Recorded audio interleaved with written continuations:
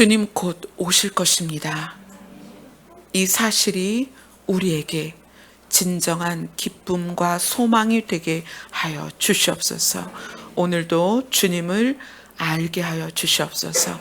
예수님 이름으로 기도드리옵나이다. 아멘. 한 가지 광고를 드릴게요. 중국에서 요청이 왔는데 지금 탈북자들이 모여 있는 그룹이 있어요. 한 50여 명 돼요. 네, 그 그룹이 약품도 부족하고 아픈 분들이 많아요. 그래서 약품도 부족하고 성경책을 좀 보내줬으면 좋겠다.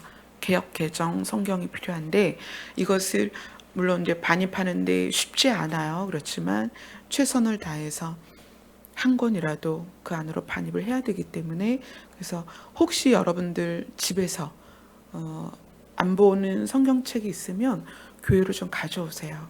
그래서 약품은 제가 지금 준비를 하고 있어요. 제가 아는 목사님 중에 한 분이 약사님이세요. 그래서 약사님 목사님을 통해서 필요한 약품들 또 특히 아프신 분들이 어디가 아프신지 지금 이렇게 듣고 있거든요. 그래서 약품도 따로 준비하고 있고 또 북한의 쌀을 지금 저희 교회는 계속 후원을 하고 있어요. 쌀을 보내고 있는데 실질적으로 지금 약품이 제일 중요하고요. 그리고 성경을 보내달라 그래서 성경을 지금 제가 여러분들께 말씀을 드리는 거예요. 혹시 집에서 안 보는 성경이 있으면 교회 오실 때마다 한 권, 두 권 가져다 주세요. 그러면은 인편을 통해서 가져갈 수 있는 만큼 계속 보내도록 하겠습니다.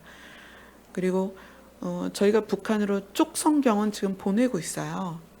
어떻게 보내냐면 페트병에 좀 이제 처음에는 아구가 작아서 그걸 못 넣었는데 조금 큰 걸 해서 페트병에 쌀하고 쪽 성경하고 달러를 넣어서 그렇게 보내고 있어요. 보내는 루트는 공개적으로 말씀을 드릴 수 없고 그것이 잘 지금 북한 주민에게 도착을 하고 있거든요. 그래서 기억하시면 성경책을 교회로 가져다 주시면 감사하겠습니다. 성경 말씀 베드로 후서를 보도록 하겠습니다.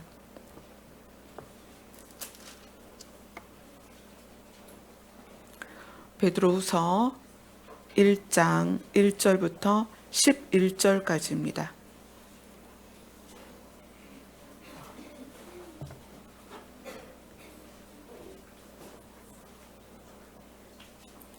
베드로 후서 1장 1절부터 11절까지입니다.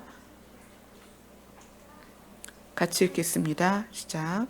예수 그리스도의 종이며 사도인 시몬 베드로는 우리 하나님과 구주 예수 그리스도의 의를 힘입어 동일하게 보배로운 믿음을 우리와 함께 받은 자들에게 편지하노니 하나님과 우리 주 예수를 알므로 은혜와 평강이 너희에게 더욱 많을지어다. 그의 신기한 능력으로 생명과 경건에 속한 모든 것을 우리에게 주셨으니 이는 자기의 영광과 덕으로서 우리를 부르신 이를 알므로 말미암으니라. 이로써 그 보배롭고 지극히 큰 약속을 우리에게 주사 이 약속으로 말미암아 너희가 정욕에서 세상에서 썩어질 것을 피하여 신성한 성품에 참여하는 자가 되게 하려 하셨느니라. 그러므로 너희가 더욱 힘써 너희 믿음의 덕을, 덕의 지식을, 지식의 절제를, 절제의 인내를, 인내의 경건을, 경건의 형제 우애를, 형제 우애의 사랑을 더하라. 이런 것이 너희에게 있어 흡족한즉 너희로 우리 주 예수 그리스도를 알기에 게으르지 않고 열매 없는 자가 되지 않게 하려니와 이런 것이 없는 자는 맹인이라 멀리 보지 못하고 그의 옛 죄가 깨끗하게 된 것을 잊었느니라. 그러므로 형제들아 더욱 힘써 너희 부르심과 택하심을 굳게 하라. 너희가 이것을 행한즉 언제든지 실족하지 아니하리라. 이같이 하면 우리 주 곧 구주 예수 그리스도의 영원한 나라에 들어감을 넉넉히 너희에게 주시리라. 아멘. 신앙생활은 평면적인 생활이 아닙니다. 평면적이라는 것은 교회를 다니느냐 다니지 않느냐 이게 아니라는 거예요. 신앙생활은 굉장히 입체적입니다. 우리가 사람을 볼 때 단편적으로 사람의 얼굴을 보고 예쁘다 안 예쁘다는 보는 즉시에 우리의 느낌으로 압니다. 그러나 사람은 굉장히 입체적입니다. 단순히 우리가 예쁘다 안 예쁘다라는 사회적인 기준 때문에 성형을 하기도 하고 다이어트를 하기도 하고 여러 가지 헤어스타일이든 또 의상이든 많이 갖추려고 노력을 해요. 그러나 사람의 아름다움과 느껴지는 그 사람의 모습은 단편적이지 않습니다. 굉장히 입체적이에요. 그래서 말을 통해서 행동을 통해서 그의 삶의 어떤 방식을 통해서 그 사람이 드러납니다. 신앙생활은 입체적인 거예요. 그냥 교회를 다니냐 안 다니냐가 아닙니다. 성도라는 것은 하나님을 믿느냐 안 믿느냐 이런 단편적인 것으로 볼 수 없습니다. 굉장히 입체적인 거예요. 그래서 성경이라는 책 한 권이 수천 년을 지나오면서 우리에게 다양한 교훈을 주면서 우리를 이끌어 가고 있습니다. 성령께서 우리에게 오셔서 하시는 가장 큰 일 중에 하나는 어떤 거냐면 하나는 하나님을 알게 하는 것이고 또 하나는 말씀을 기억나게 하는 거예요. 그래서 우리를 어떻게 다루어 가냐면 입체적으로 다루는 거예요. 우리 오늘 하은이 하린이가 왔어요. 지난주에 못 봐서 너무 보고 싶었어요. 근데 와가지고 너무 반가워요. 하린이 하은이가 하나님 앞에 서는 것이 단순히 교회 문을 열고 들어왔느냐 그걸로 평가되는 게 아니라는 거예요. 오늘 우리가 읽은 본문에서는 핵심 키워드가 뭐냐면 신성한 성품에 참여하는 자가 되게 하려 하셨다. 신성한 성품이 뭘까요? 자, 이제 우리 이 본문 1절부터 11절까지 쭉 보면서 중요한 부분들 포인트를 보도록 하겠습니다. 여기서 이 베드로는 이제 베드로전서 후서를 자기 사랑하는 동지들에게 또 성도들에게 베드로전서 후서를 써서 편지를 주면서 자기의 신앙을 고백을 하기도 하고 가르쳐야 될 핵심 부분을 나눴습니다. 근데 이 베드로후서 1장을 열면서 베드로는 어떤 것을 굉장히 중요하게 이야기를 하기 시작했냐면 하나님과 우리 주 예수를 아는 것, 안다는 거에 좀 포인트를 두면서 대화를 끌어갑니다. 베드로 후서를 시작하면서 그러니까 이것을 읽어야 되는 동역자들과 성도들에게 무엇을 먼저 이야기를 하기 시작했냐면 하나님과 우리 주 예수를 아는 것. 베드로후서 이 편지를 받는 모든 사람들이 하나님과 예수를 알고 있는 사람들이었어요. 여러분도 지금 하나님과 예수님을 알고 있는 분들이고 알고 있기 때문에 여기에 나와서 저하고 지금 예배를 드리고 있는 거거든요. 우리를 주님께 드리고자 이 자리에 앉아 있는데 베드로는 하나님과 우리 주 예수를 아느냐 안다면 아는 것으로 말미암아 이렇게 이야기를 풀어가고 있습니다. 3절 마지막도 이렇게 시작합니다. 끝냅니다. 우리를 부르신 이를 알므로 말미암음이라. 2절과 3절이 2절은 하나님과 우리 주 예수를 알므로 3절의 마무리는 우리를 부르신 이를 알므로 말미암아. 여러분은 하나님과 예수님을 어떻게 알고 있어요? 어떻게 알고 있는가? 또 얼마나 알고 있는가? 안다는 것이 얼마나 중요하냐면 하나님과 예수를 알면 은혜와 평강이 우리에게 주어진다는 거예요. 만약에 은혜와 평강이 우리에게서 넘쳐 흐르지 않으면 우리는 하나님과 예수 그리스도를 더 알아야 됩니다. 더 알아야 돼요. 여호수아가 다른 11지파의 대표들과 함께 가나안을 정탐하러 들어갔습니다. 들어갔다 나와서 여호수아와 갈렙은 하나님이 주신 가나안 땅을 우리는 들어갈 수 있다라고 얘기했지만 나머지 10명은 우리는 들어갈 수 없다라고 얘기했어요. 우리는 그들에 비하면 메뚜기 같다라고 이야기를 합니다. 우리는 들어가면 죽을 것이다. 왜 10명은 하나님이 베풀고자 하는 은혜의 땅인 가나안 앞에서 머뭇거리고 두려워했을까? 왜 그들 안에 평강이 없었을까? 하나님을 알지 못했기 때문이에요. 여호수아는 어떻게 하나님을 알았을까요? 성경에서 여호수아가 하나님을 알 수 있었던 방법은 모세가 하나님을 만났던 자리, 그 장막을 떠나지 아니하였다라고 이야기를 하는 거예요. 여러분, 저도 마찬가지입니다. 저도 8월 한 달 굉장히 많이 힘들고 어려웠어요. 그래서 그것을 미리 아시고 7월 말에 너는 외부 일정을 다 취소하고 내 앞에 머물러라 그랬어요. 그리고 8월 1일 첫날 강단에 엎드렸을 때 내가 누구니 물어보셨어요. 나를 봐라. 내가 누구니? 네, 저의 아버지예요. 저의 아빠예요. 저의 하나님이세요. 그렇지? 나를 봐라. 다른 걸 보지 마라. 나를 봐라. 그렇게 하고 어제 마무리 기도가 끝났습니다. 30일, 31일 마무리 기도를 하면서 한 달을 마무리할 때 하나님은 다시 말씀하셨습니다. 나를 봐라. 내가 누구니? 내가 너를 인도할 것이고 내가 너를 지킬 것이고 내가 너를 도울 것이다.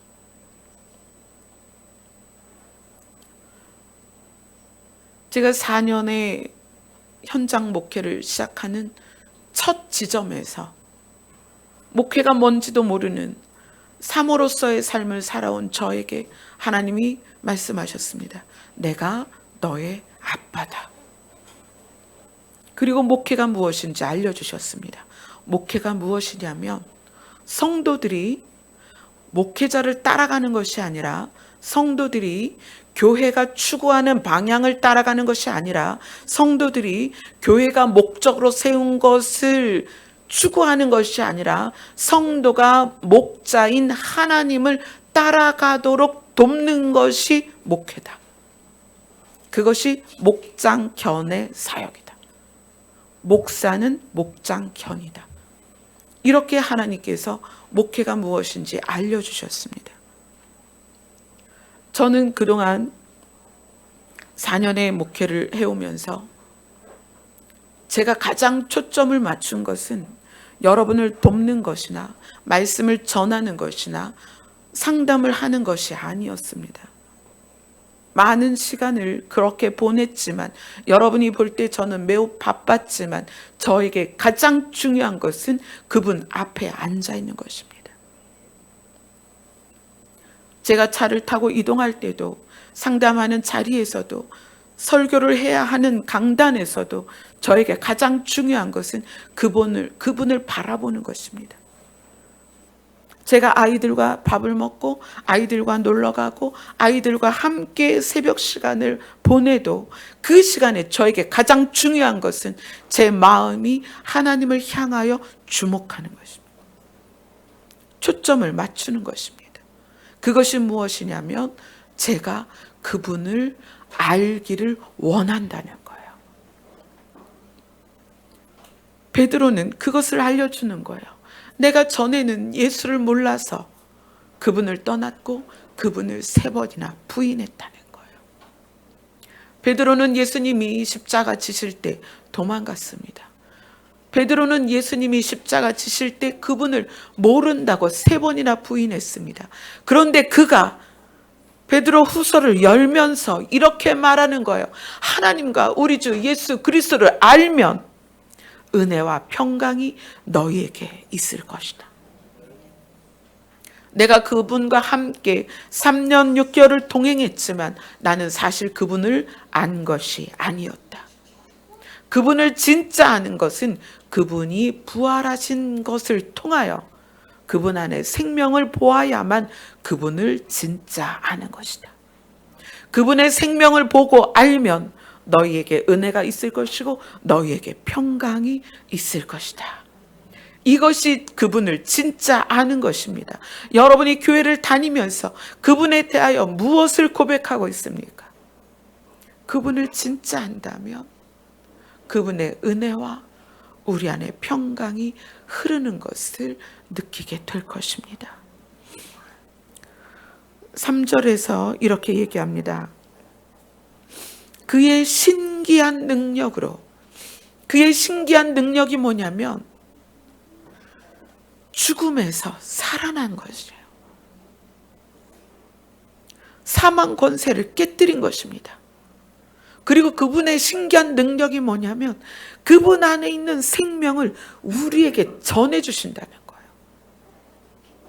그분의 신기한 능력이 무엇이냐면 그분을 믿기만 하면 우리도 그분이 소유한 생명을 소유하게 된다는 거예요.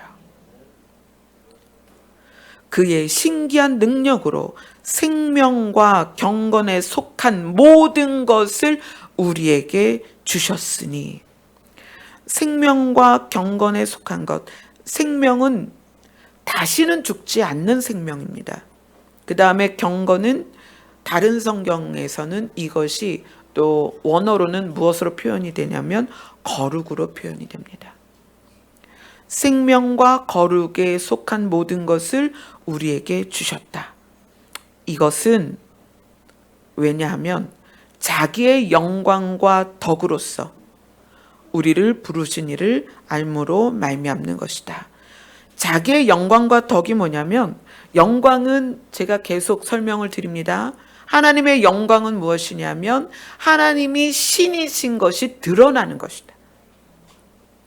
우리의 영광은 무엇이냐면 하나님이 신이신 것이 우리를 통해서 드러나는 것이다. 그것이 영광입니다. 영광의 본질적인 뜻이에요. 그럼 덕은 무엇이냐? 덕은 원어로 볼 때에는 남자다움이라는 뜻이 있어요. 이 덕이라는 것에 왜 남자다움이라는 것이 있을까? 이 덕은 무엇이냐면 하나님이신 것을 드러내고, 덕이라는 것은 하나님다운 것을 말하는 거예요. 하나님다운 것.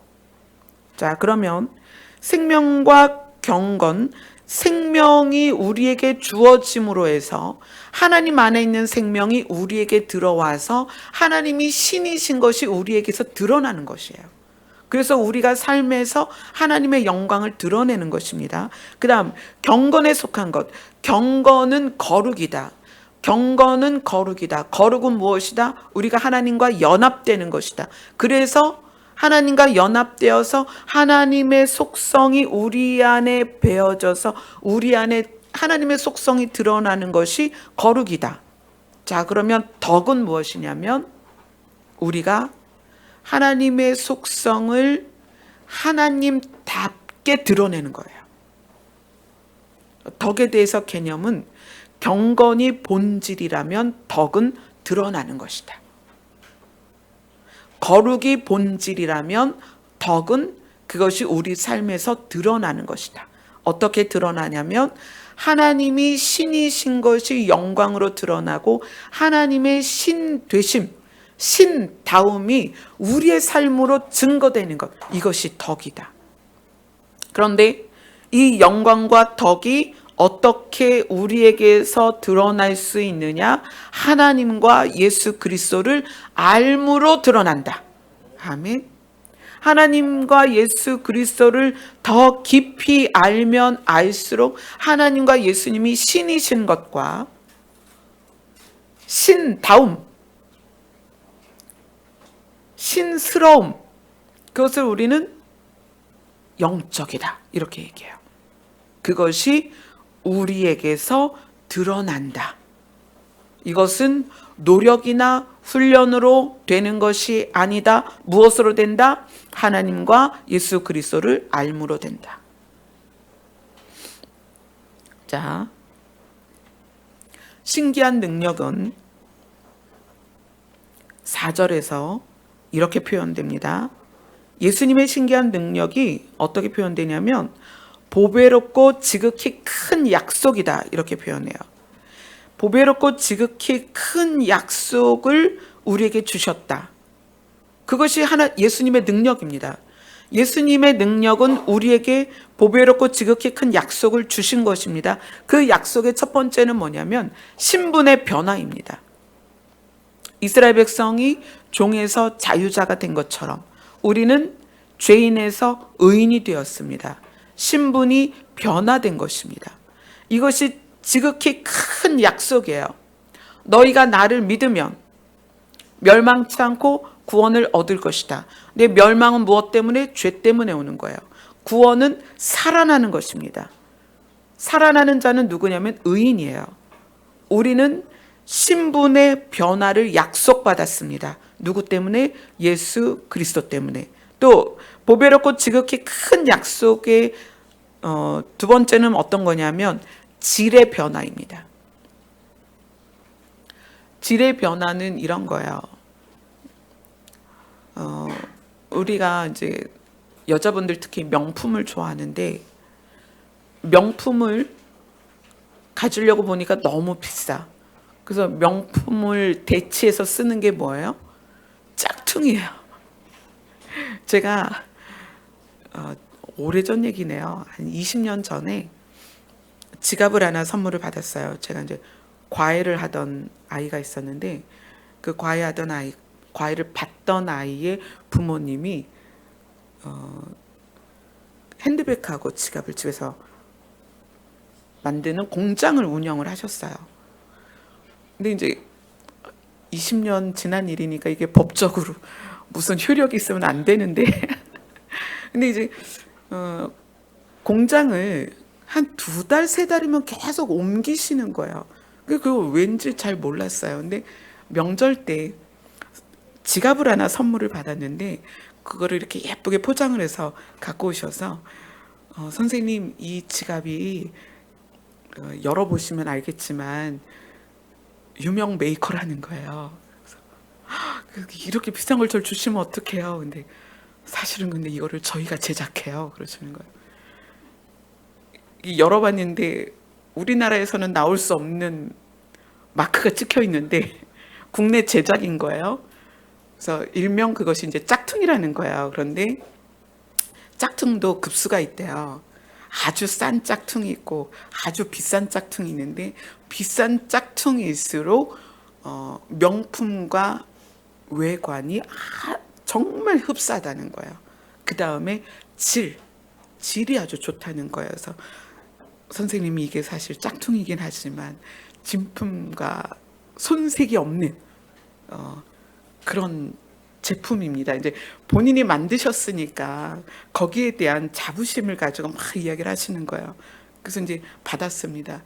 20년이 지나서 그 얘기를 지금 하는 거니까 법적으로 무슨 문제가 없겠죠. 그분들이 어디 사시는지 저는 모릅니다. 근데 하나님과 예수님을 안다는 것은 어떤 놀라운 약속이냐면 어떤 보배로운 약속이냐면 짝퉁이었는데 분명히 짝퉁이었는데 이것이 자고 나니까 진품이 되어버린 거예요. 짝퉁일 때는 10만 원이었는데 진품일 때는 200만 원, 300만 원이 되는 거예요. 보배로운 약속이라는 것은 무늬만 예수님과 닮았던 우리가 질이 예수님을 닮아갈 수 있다는 거예요. 아멘. 이게 보배로운 약속입니다. 그것이 우리 힘으로는 되지 않아요. 짝퉁 갖다가 아무리 걸레로 닦고 뭘 발라서 닦아도 이거 진품이 안 되는 거예요. 그런데 예수 그리스도의 능력은 뭐냐면 우리를 진품으로 만들어준다. 아멘. 네. 그 다음 또 보배롭고 지극히 큰 약속은 뭐냐면, 지금 이제 우리 본문이 다 그 이야기예요. 질의 변화는 신성한 성품으로 바뀌는 문제고요.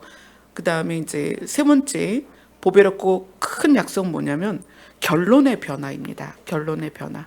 이 결론의 변화를 11절에서 이렇게 얘기하죠. 11절을 같이 읽습니다. 시작. 이같이 하면 우리 주 곧 구주 예수 그리스도의 영원한 나라에 들어감을 넉넉히 너희에게 주시리라. 아멘. 신기한 능력이 우리에게 보배롭고 지극히 큰 약속을 주는데, 첫째는 신분이 변한다. 두 번째는 짝퉁이 명품으로 변한다. 질의 변화를 말하는 거예요. 세 번째는 결론이 변한다. 우리의 결론은 두 곳입니다. 심판과 생명이요, 지옥과 천국입니다.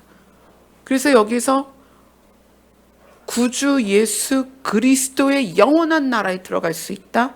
그런데 넉넉히 주실 것이다. 예수 그리스도의 보배롭고 지극히 큰 약속은 이 세 가지입니다.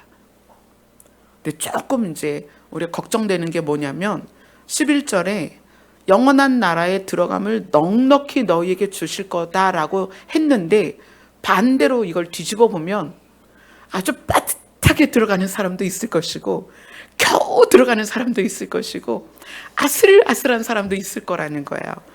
그런데 너희에게 넉넉히 주실 것이다. 어떻게 하면?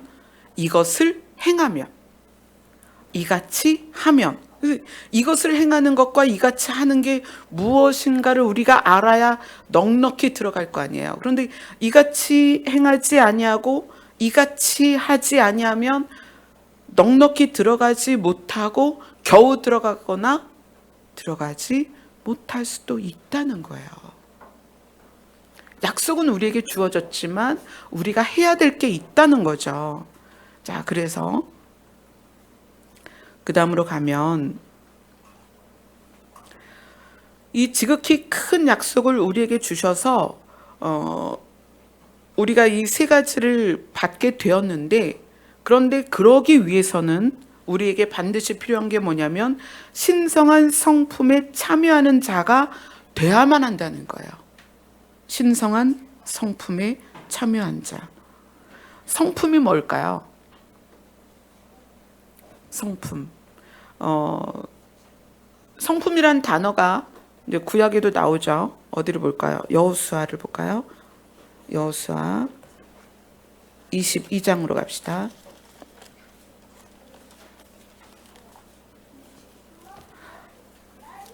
여호수아 22장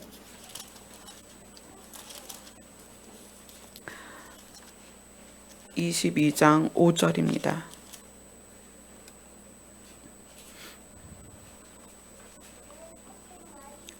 여호수아 22장 5절 다 같이 읽습니다. 시작. 오직 여호와의 종 모세가 너희에게 명령한 명령과 율법을 반드시 행하여 너희의 하나님의 여호와를 사랑하고 그의 모든 길로 행하며 그의 계명을 지켜 그에게 친근히 하고 너희의 마음을 다하며 성품을 다하여 그를 섬길지니라 하고. 마음을 다하고 성품을 다하여 그를 섬기라라고 이야기를 합니다. 이것이 이제 열왕기 상에도 똑같이 그렇게 나와요. 너희의 마음을 다하고 성품을 다해서 여호와를 섬겨라. 근데 어떤 성품으로 하냐면 신성한 성품이다. 이 성품이라는 것을 이제 원어로 보면은 성장이라는 뜻으로 쓰일 때가 있어요. 성장. 그래서 성품은 성장되어진다. 우리의 성품은 성장되어진다. 근데 이 성품이라는 단어가 다른 데서 원어에서는 또 뭐로 쓰이냐면 본질, 본성 이렇게 써요. 본질과 본성. 그러면 신성한 성품에 참여하는 자가 되라고 말할 때 신성한 성품은 신의 본질을 말하는 거예요. 신의 본질. 자, 덕이라는 단어를 위해서 썼죠. 덕이 무엇이다? 하나님스러움, 하나님다움. 영광은 하나님이 신이신 것이 드러나는 것이고, 덕은 하나님이 신이신 그 상태에서 신다운 것을 말하는 거예요. 신다운 것은 겉으로 드러나는 것입니다. 근데 여기에서 신성한 성품은 뭐다? 신의 본질을 말하는 거예요. 우리에게 뭘 요구하냐면 너희의 본질이 어떤 본질을 가지고 있니? 본질이 바뀌어야 된다는 걸 이야기하고 있어요. 자, 그럼 이제 연결해서 생각해 봅시다. 우리가 누룩이 들어있는 빵에 대해서 나눴습니다. 그리고 예수님은 무엇이다? 자기가 생명의 떡이다. 누룩이 들어있는 떡은, 그 누룩은 무엇이다? 탐심은 물질이죠. 탐심과 외식이다. 탐심과 외식 때문에 사람은 물질이 필요할 수밖에 없고, 외식을 하기 위해서, 탐심을 채우기 위해서 물질을 추구한다. 그게 누룩이다.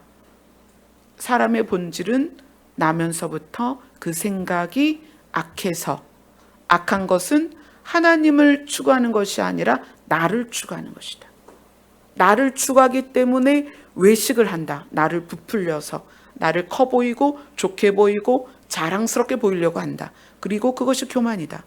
누룩이 들어있는 떡, 그것이 사람의 본질이다. 생명의 떡이신 예수님은 그 본질이 우리가 추구해야 할 본질이다. 지금 그래서 예수님의 본질에 우리가 지금 집중적으로 들어가려고 하는 거예요. 예수님은 태어날 때 이 몸은 어디의 흙을 기반으로 태어났다? 세상의 흙. 아담은 어떤 흙을 기반으로 태어났다? 에덴의 흙. 자, 흙의 본질이 다르다. 아담은 에덴의 흙으로 태어났다. 그런데 그 아담이 무엇을 먹음으로, 선악과를 먹음으로 본질이 바뀌었다. 아담이 에덴에서 쫓겨나서 세상으로 나왔을 때 그 세상의 흙은 어떤 성향이 있다? 가시와 엉겅퀴를 낸다. 본질이 바뀌었다는 얘기예요. 그래서 예수님이 이 땅에서 태어날 때의 그 육체는 땅의 흙이다. 그래서 그 예수님이 사역을 위해서 하나님은 기름을 부으시고 질을 바꾸셨다.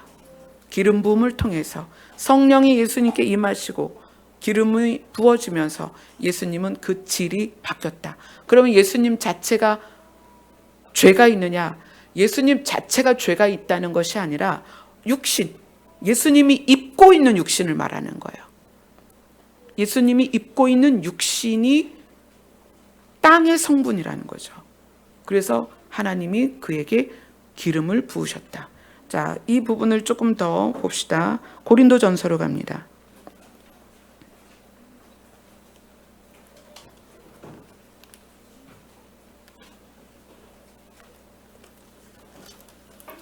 고린도전서 15장입니다.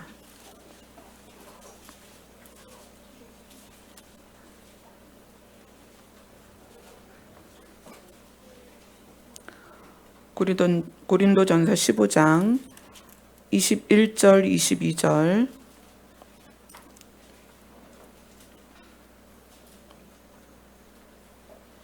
같이 읽습니다. 시작. 사망이 한 사람으로 말미암았으니 죽은 자의 부활도 한 사람으로 말미암는도다. 아담 안에서 모든 사람이 죽은 것 같이 그리스도 안에서 모든 사람이 삶을 얻으리라. 아담으로부터 모든 사람은 죽게 되었다. 그런데 한 사람으로 말미암아 모든 사람이 삶을 얻게 되었다. 이 한 사람이 어디서 출발했냐면 죽음에서 출발했다는 거예요. 아담으로 인하여 모든 사람이 죽게 되었고 예수님도 그 죽음 안에서 태어나셨습니다. 그런데 예수님은 이 죽음 가운데에서 방향을 완전히 바꾸신 거죠. 모든 사람을 살리셨다. 모든 사람에게 삶을 주셨다. 자, 고린도전서 15장 45절부터 49절까지입니다. 같이 읽습니다. 시작. 기록된 바 첫사람 아담은 생령이 되었다함과 같이 마지막 아담은 살려주는 영이 되었나니 그러나 먼저는 신령한 사람이 아니요 육의 사람이요 그 다음에 신령한 사람이니라. 첫사람은 땅에서 났으니 흙에 속한 자이거니와 둘째 사람은 하늘에서 나셨느니라. 무릇 흙에 속한 자들은 저 흙에 속한 자와 같고 무릇 하늘에 속한 자들은 저 하늘에 속한 이와 같으니 우리가 흙에 속한 자의 형상을 입은 것 같이 또한 하늘에 속한 이의 형상을 입으리라. 아멘. 첫사람 아담은 처음에는 생명이었습니다. 그러나 그가 사망이 들어와서 죽게 되었죠. 마지막 아담 예수 그리스도는 살려주는 영입니다. 살려준다는 얘기는 사망 가운데 있다는 것이 전제가 되어야 됩니다. 아담은 처음부터 살아 있었습니다. 하나님이 그에게 생영이 되도록 하셨기 때문에 아담은 애초에 사망 가운데 있었던 것이 아닙니다. 원래 살아 있었어요. 그러나 그 아담이 죽게 되었고 그 이후로는 모두가 죽음 가운데 있었습니다. 죽음 가운데 있었기 때문에 살려준다라는 표현이 가능한 거예요. 예수님도 그 죽음의 흐름 안에서 태어나셨습니다. 예수님 자신은 죄가 없지만 육체, 입고 있는 껍데기가 죽음 가운데서 나왔다는 얘기예요. 그래서 그 예수님에게 하나님은 기름을 부으시고 그를 부활하게 하셔서 그로 인해서 이제 터닝 포인트가 된 거예요. 어떻게? 살 수 있는 방법이 생긴 거라는 거예요. 사람에게. 우리가 여전히 아담의 흐름에 있으면 그것을 우리는 첫 사람의 흐름이다라고 이야기하는 거예요. 우리가 예수 그리스도의 흐름 안에 있으면 그것은 둘째 사람의 흐름이다. 첫 사람은 어떤 것이다? 땅의 흐름이다. 둘째 아담의 흐름은 하늘의 흐름이다. 첫째 아담의 흐름은 사망의 흐름이다. 둘째 아담의 흐름은 생명의 흐름이다. 그래서 뭐라고 얘기하냐면 하늘에 속한 이의 형상을 입으라 이렇게 얘기해요. 아담이나 예수님이나 형상은 똑같습니다. 껍데기를 말하는 거예요. 눈도 두 개고 코도 있고 입도 있고 다리도 두 개예요. 우리도 마찬가지입니다. 첫째 아담과 예수님과 형상이 똑같아요. 그런데 지금 고린도전서에서 말하는 건 뭐에 대해서 이야기하냐면 본질을 말하는 거예요. 아담의 본질은 사망이고 예수 그리스도의 본질은 생명이다. 아담의 본질은 저주받은 땅의 본질이고 예수 그리스도의 본질은 변화된 흙의 본질이다. 생명을 살리는 흙의 본질이다. 그리고 하나님, 예수님은 하늘에 속한 형상, 우리가 처음 창조될 때 우리가 누구의 형상대로 지음받았어요? 하나님의 형상대로. 그 형상을 회복하도록 하시는 거예요. 이것이 이제 우리가 읽은 오늘 본문 베드로 후서랑 연결이 됩니다. 자, 그러면 8절에 보면 베드로 후서 1장 본문으로 갑니다.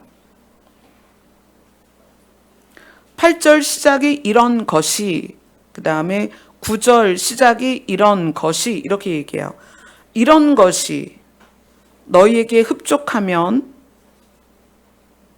이런 것은 뭘까요? 자, 이런 것이 우리에게 주는 유익을 한번 봅시다.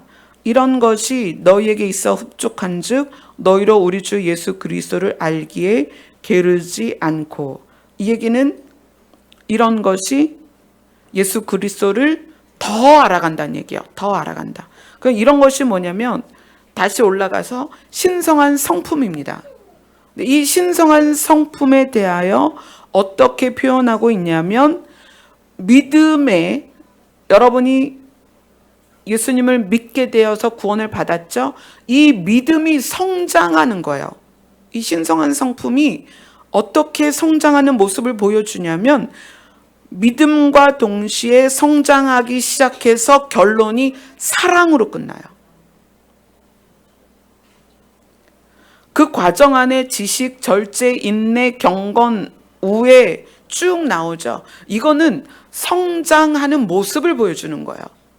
꼭 2단계로 성장하는 것이 아니라 이것이 섞여 있습니다. 성장하는 과정에는. 그런데 여러분, 이거를 굉장히 중요하게 다뤄야 되는 이유는, 우리는 구원의 종류를 3가지를 예전에 한번 여러분에게 말씀드린 적이 있어요.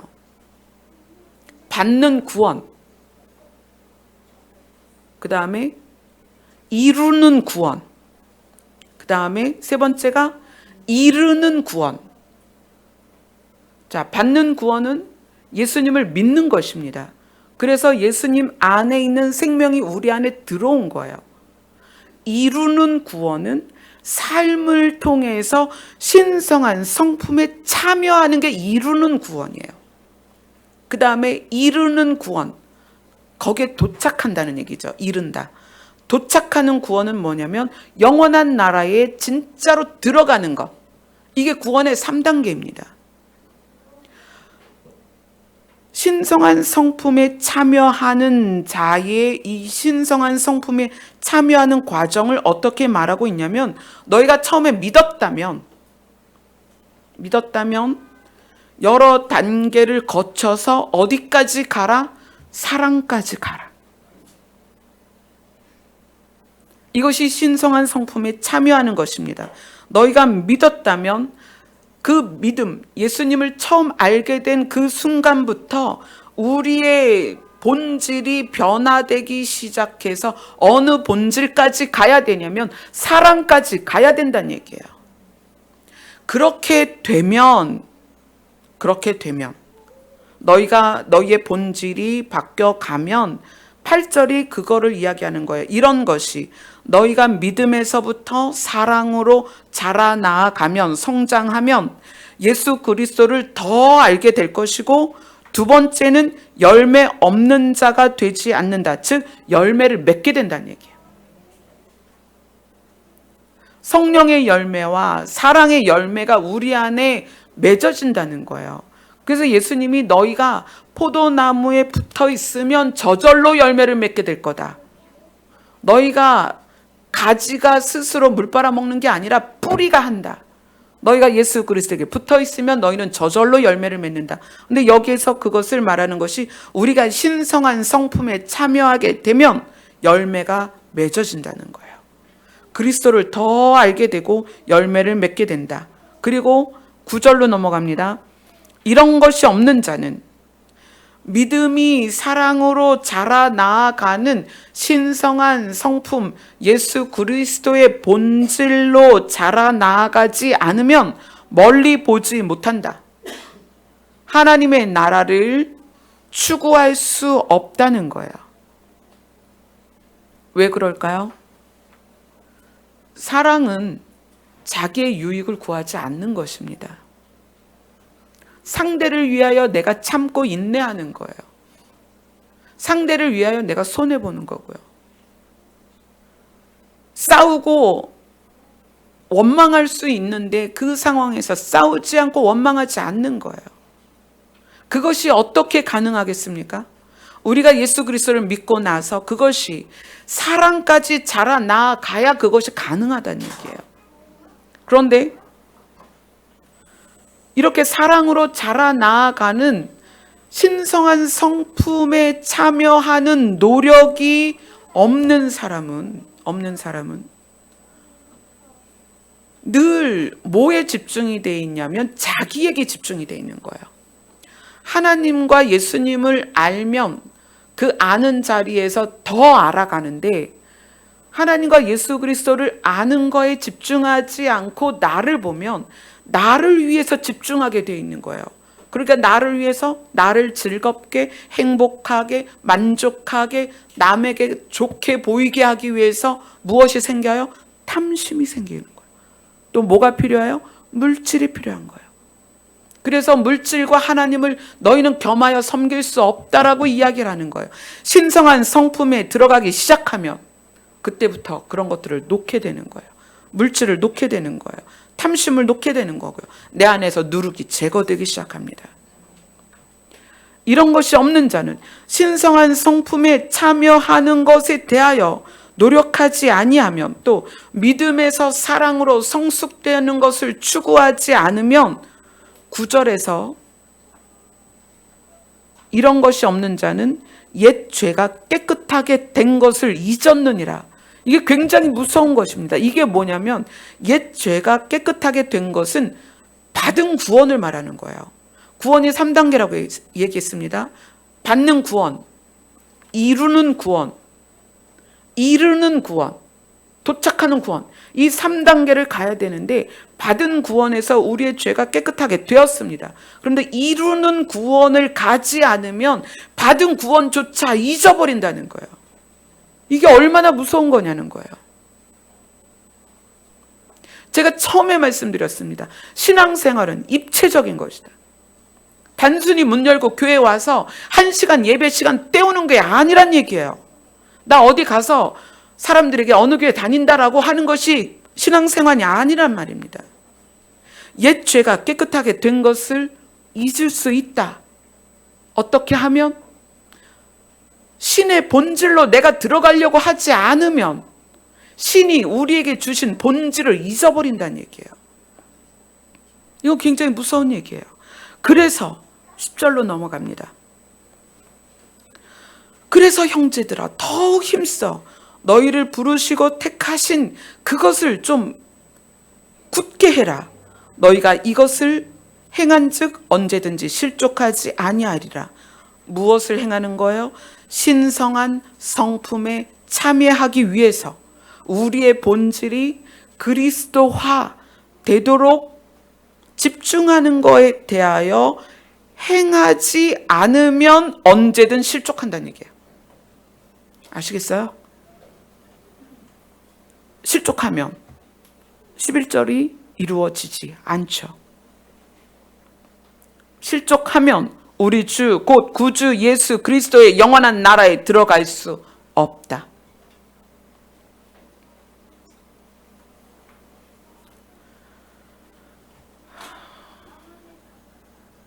그러면 또 이렇게 말하죠. 그러면 뭐 행위로 구원을 받아야 되느냐? 여러분, 행위는 본질이 바뀌지 않아도 얼마든지 할 수 있습니다. 제가 이거를 글로벌한 구제, 여기에 좀 적용을 잘 하는데, 여러분, 글로벌한 구제라는 거는 이제 뭐 어려운 나라나 또 연약한 사람들을 도우러 가는 걸 말하는 거예요. 막 국제적인 이런 거 많이 하잖아요. 그런 것이 나의 본질과 상관이 있을까? 사랑에 대해서 설명하고 예수님이 주여 주여 하는 자마다 다 천국에 들어가는 건 아니다 라면서 예를 들어준 것 중에, 너희가 다른 사람들을 위해서 네 몸을 불사르게 내어줄지라도 나는 너 모른다고 할 거야.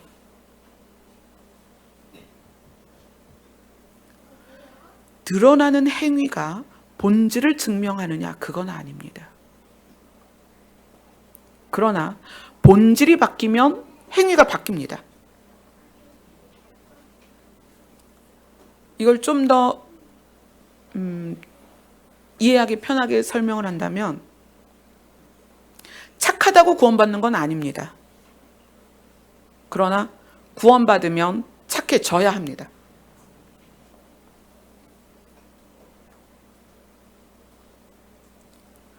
구제한다고 구원을 받느냐? 그렇지는 않습니다. 그러나 구원받은 사람은 남을 구제하도록 변화돼야 합니다.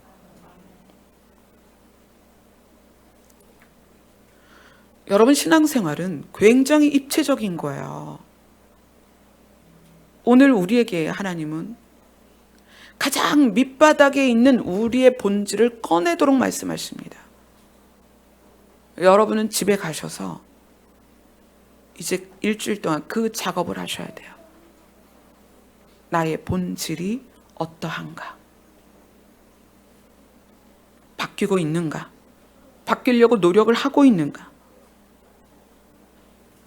이 신성한 성품에 참여하지 않는 자가 되면 구주 예수 그리스도의 영원한 나라에 들어갈 수 없을 수도 있다. 왜냐하면 실족할 수 있으니까. 왜 실족하냐면 옛 죄가 깨끗하게 된 것조차 잊어버릴 수 있다는 거예요.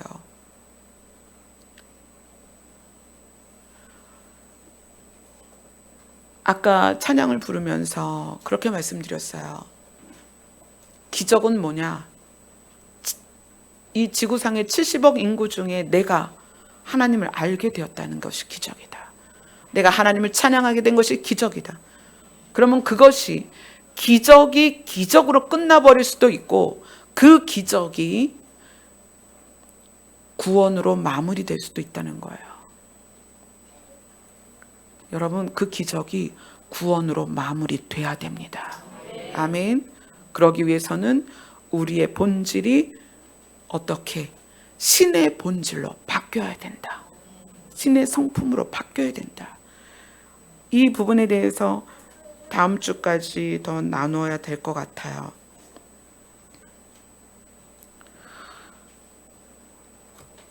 교회 다니는 건 쉽습니다.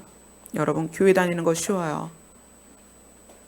워낙 교회가 주변에 많이 있고 시간 맞춰서 교회 가면 등록되고 조직에 포함되고 교회에서 일 시키면 일 열심히 하면 칭찬받고 단계도 올라가고 목사 되기 쉽습니다. 신학교 가고 대학원 나오면 목사 됩니다. 그러나 성도가 성도의 질을 갖는 것과 목사가 목사의 질을 갖는 것은 전혀 다른 문제입니다. 그것은 어떤 과정을 통과해서 세신자반, 중급자반, 고급자반 가면은 우리의 질이 바뀔까요? 미국에 유학 가서 학위 받아서 박사 학위 받은 목사가 되면 우리의 질이 바뀌냐고요? 그렇지 않습니다. 베드로는 그것에 대하여 해결점을 이렇게 내놓았습니다. 하나님과 예수 그리스도를 아는 것. 아멘. 그거밖에는 방법이 없습니다. 하나님과 예수 그리스도를 아는 것. 그 아는 자리가 어디냐? 하나님 앞에 머무는 거예요. 그 질문을 많이 받습니다. 그러면 어떻게 해요? 시간을 정하고 꼭 교회를 가야 되나요? 물론 이제 교회를 가면 유익한 건 뭐냐면 우리 교회 같은 경우가 이제 늘 기도하는 곳이고 사람들이 기도하러 자주 오기 때문에 오면은 이제 기도하기가 좋죠. 근데 본질적으로는 여러분 하나님을 아는 것을 위해서 하나님 앞에 머무는 것은 이렇게 보셔요. 우리가 이제 하나님께 드려졌잖아요. 하나님께 우리가 드려졌어요. 이렇게 드려진 상태로 24시간을 사세요, 여러분. 내가 예수 그리스도를 믿으면 예수님이 우리 안에 오시고 우리가 예수님 안에 포함되는 거잖아요. 예수님 안에 우리가 들어 있습니다. 이 상태로 24시간을 살면서 어디에 있든지 그분에게 집중되고 그분을 부르세요. 물론 이 상태로 교회를 오면 주님을 부르고 하나님을 집중하는 거에 유익해요. 그러나 꼭 교회에서만 가능하냐? 그러면 어떻게 해요? 멀리 사는 분은. 저기 전라도 광주 해남에서도 등록하신 분이 계세요. 그런 분은 어떡하냐고요? 분명히 여기다 등록하셨는데 전라도 광주에서 해남에서 어떻게 오냐고요. 교회에 있어야 주님 앞에 머무는 게 아닙니다. 여러분은 주님께 드려졌어요. 이 상태를 인식하라는 거예요. 내가 주님과 함께 있다. 나는 주님께 드려진 자다. 예수님이 나를 사셨다. 자기 생명으로 나를 값주고 사셨다. 나는 주님 안에 있다. 이 상태로 24시간을 어디에서든 주의 이름을 부르고 주님께 집중하세요. 그렇게 해서 주님을 알아갈 때 우리가 오늘 주제처럼 신성한 성품에 들어갈 수 있습니다. 아멘. 찬양합시다.